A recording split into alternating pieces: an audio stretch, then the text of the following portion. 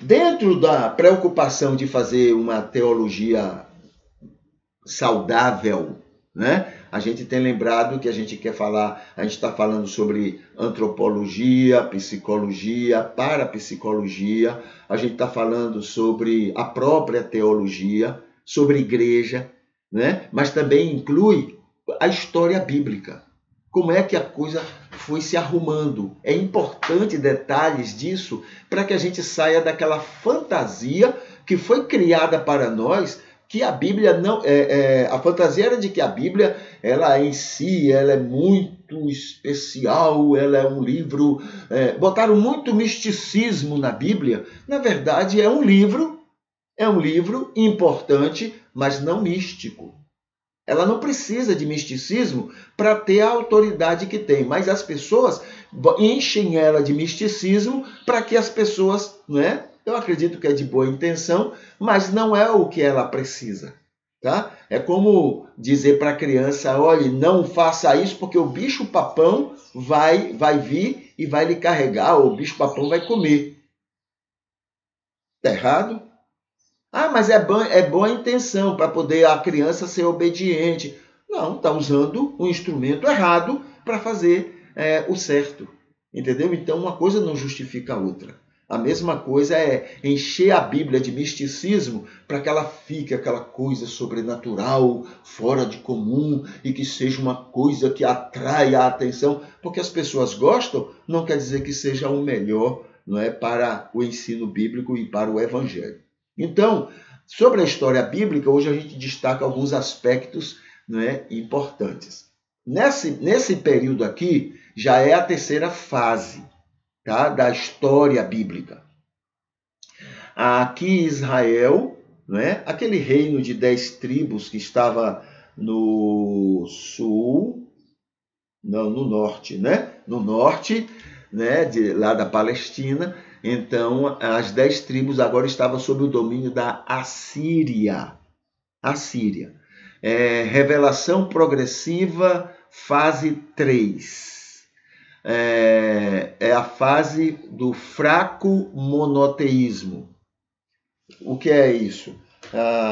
O povo de Israel estava começando a entender na sua teologia de que só havia um Deus. O resto não existia. Só existia em todo o universo um só Deus. Estavam começando a crer nisso, porque antes eles estavam no enoteísmo, quando eles acreditavam que o Deus deles era superior aos outros, mas haviam outros deuses, tá? Mas agora estão começando a crer, né? Isso aqui é o período de quanto? Cadê? Aqui, 725 a.C., mais ou menos, eles já começam a crer de que há um só Deus e que não há outros deuses. Agora, o ruim deles, né? E claro, dentro da prepotência deles, e que nós herdamos, é aquela ideia de que só há um Deus, mas é só o nosso e para a gente. O resto está tudo aí perdido, sem Deus. Eles não acreditavam no amor de Deus para a humanidade. É aí que entra Jonas, né? Quando Jonas vai ser usado por Deus para dizer a Israel de alguma forma, dizer o seguinte: olha, Israel, deixa eu ver se está aqui Jonas, cadê Jonas? Olha aqui, em 760, né? O texto foi escrito, o livro de Jonas é para dizer a Israel: Israel, seus tolos, eu não amo só vocês. Eu amo o mundo, eu quero salvar o mundo. E sabe, quando foi escolhido, no texto bíblico, foi escolhido os assírios, e os assírios nunca foram jeovistas, né? Jeovagistas, vamos dizer assim, nunca creu. A história não tem nenhum registro de que os ninivitas tenham se convertido. Mas a ilustração ali, a parábola, né, daquele texto, é para dizer o seguinte: vocês vão olha Jonas, olha Israel, vocês vão evangelizar os ninivitas. Ninivitas era quem dominava, estava dominando o mundo antes e agora está dominando Israel. Os ninivitas, os assírios, né, eram um povo terrível, malvado, perverso. Era uma estratégia de guerra. Eles achavam assim, se a gente for bem perverso com esse povo aqui, a gente não vai precisar brigar com os outros, porque os outros vão ceder com tranquilidade. Eles vão saber que se eles enfrentarem a gente vai ser perverso com eles, do mesmo jeito que... Então eles cortavam mão do povo, braço do povo, perna do povo, daquele povo vencido, eles exageravam, eram terríveis, né? E os outros povos ficavam com medo, então cediam logo, sem problema, para poder não sofrerem aquilo que eles seriam capazes de fazer, né? Então era uma estratégia. Então eram maus. Então Jesus está dizendo, Deus está dizendo para Jonas, né? Olha Jonas, olha Israel, eu amo todo mundo. E vou querer que você vá lá e pregue aos ninivitas, os piores de todos os piores sobre a face da terra. Eu amo aquele povo também. Mas Jonas fez exatamente, né, dentro do espírito judeu, né, aquela coisa prepotente. Deus, você é Deus nosso, não é Deus deles. Eles não merecem, eles são ruins, eles são maus, essa coisa toda, né? Então, não fazemos a mesma coisa? A gente pode não falar com Deus, porque a gente tem vergonha de falar isso com Deus. Mas a gente age assim. Esse Deus é só nosso. Os outros são pecadores. Os outros gostam do pecado, do prazer. Os outros gostam de fazer aquilo que eu gostaria de fazer, mas não faço por causa de Deus. Eu gostaria de fazer o que eles fazem, mas eu não faço por causa de Deus, então eles não são de Deus, mas eu sou. Eu sou. Então nós somos assim. Entende? Mas a gente tem que compreender que Deus ama intensamente aquelas outras pessoas também. Não deixa a gente em falta, não. Ele ama a gente demais, demais, a mais do que a gente poderia imaginar. Muito mais. Mas ele ama também o outro, né? As outras pessoas. E ele ama com igualdade e equidade. Igualdade, ele ama todos de uma maneira, da mesma forma, todos, sem exceção, nenhuma exceção, tá? E com equidade quer dizer o seguinte, ele tem uma atenção, um carinho especial com o ímpio e com as vítimas dos ímpios e com as vítimas do nosso joio, porque pior do que o ímpio é o nosso joio. Eu vou falar de novo que, né, eu não posso esquecer isso, é por isso que eu falo sempre as mesmas coisas, né, do escritor, quem foi? C.S. Lewis. Ele disse o seguinte, dos homens maus, entre os homens maus, os religiosos são os piores. E são piores. Eles daí não têm pena. Os outros até que têm um pouquinho de pena, mas esses não. Porque estão fazendo para agradar a Deus. Em nome de Jesus, eles são maus, perversos, violentos, guerreiros. Eles são teimosos, eles são, sabe? Aquela coisa, são os piores. É melhor tratar com o ímpio do que com o joio. Já pensou? É melhor tratar com uma pessoa ímpia, uma pessoa que não tem compromisso com Deus, é isso, né? Ímpio não tem sentido pejorativo não, tá? Ímpio é no sentido de não ter compromisso com Deus. Então, é melhor tratar com uma... Olha, deixa eu exagerar aqui. É melhor tratar com um ateu do que com um joio. Já pensou?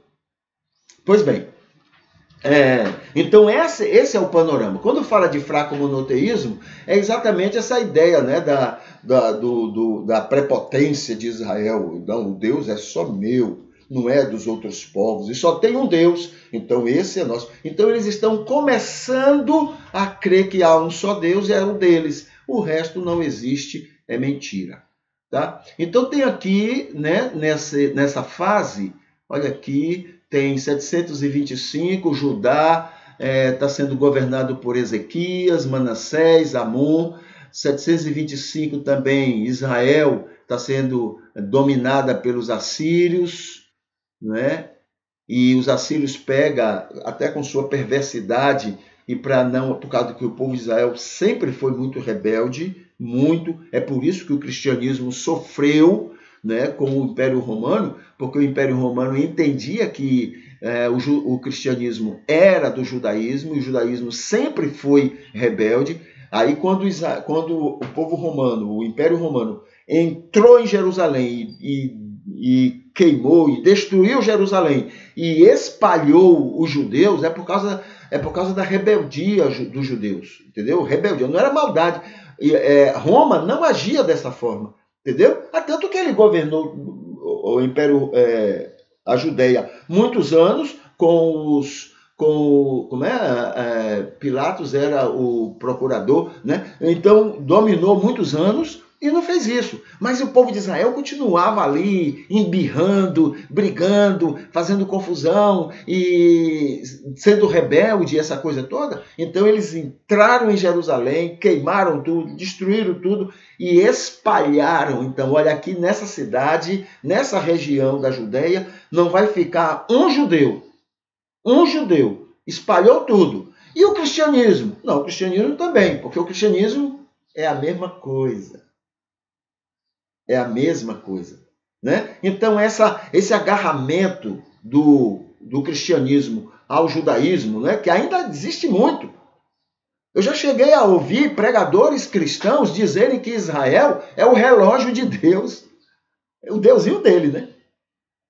O deusinho dele. Mas era esse relógio. Deus age com a humanidade de acordo com o que acontece com Israel. Ué, que porcaria é aquela que é quem determina o que Deus faz? Então ele não lê Romanos capítulo 1, 2 e 3, quando Paulo diz que Deus não faz acepção de pessoas. Né? É tipo de teólogo que lê o que quer para defender o que quer e termina mostrando um Deus que quer e não o Deus amoroso para com toda a humanidade, né? Da mesma forma, sem exceção. É o tipo de pregador que aplaude porque Israel está lá matando os palestinos. Entendeu? Em nome de Deus. Né? Deus é amor, mas mandou Israel matar os palestinos. Está lá matando, matando as crianças, matando. E ninguém fala nada. Tá tudo, isso aí é tudo normal, é assim mesmo. Porque a América manda que ninguém fale nada. Aí ninguém fala nada mesmo, não. Entendeu? A Babilônia diz, olha, ninguém fala nada. E ninguém fala nada mesmo, não. A imprensa fica... Entendeu? Agora, se for o contrário, se o palestino fizer uma coisa contra... Aí, pronto, aí o mundo todo fica informado. Viu como é que são os palestinos? Gente, é uma coisa do diabo. É uma coisa do cão. E usando o nome de Deus. Esse aqui é o pior de tudo. Muito bem, então está aqui, né, nesse período, olha, em 700 temos Miqueias escrevendo o seu livro, em 680 nós temos Isaías escrevendo o seu livro, escrevendo sua carta ao povo de Israel. Em 600, tudo isso aqui são ligados a Judá, porque Israel já está agora sob o domínio, está separado, afastado, né, espalhado pelo mundo. Quando voltarem, eles vão formar os samaritanos, aqueles da época de Jesus, aí sim vão formar aquela região dos samaritanos, tá bom? Então tem aqui Isaías, Naum, Sofonias, Abacuque, todos esses escreveram até 607, escreveram. Agora presta atenção, uma coisa interessante aqui. Se você olhar aqui, olha, 444 é o ano quando essas cartas foram consideradas, esses textos, né, dos profetas, foram considerados inspirados por Deus. Até lá não eram. Haviam, digamos, na época de Miqueias, haviam 50 profetas escrevendo e pregando. Mas o livro de Miqueias, não é? No desenrolar do tempo, não é? Antes não estava sendo aceito como inspirado, mas quando chega em 440, com Esdras, aí esse livro chega a ser entendido como inspirado. Tá bom? Então, esse é o período, né? Esse período aqui, a terceira fase da revelação progressiva, né? Quando Israel está sob o domínio da Assíria.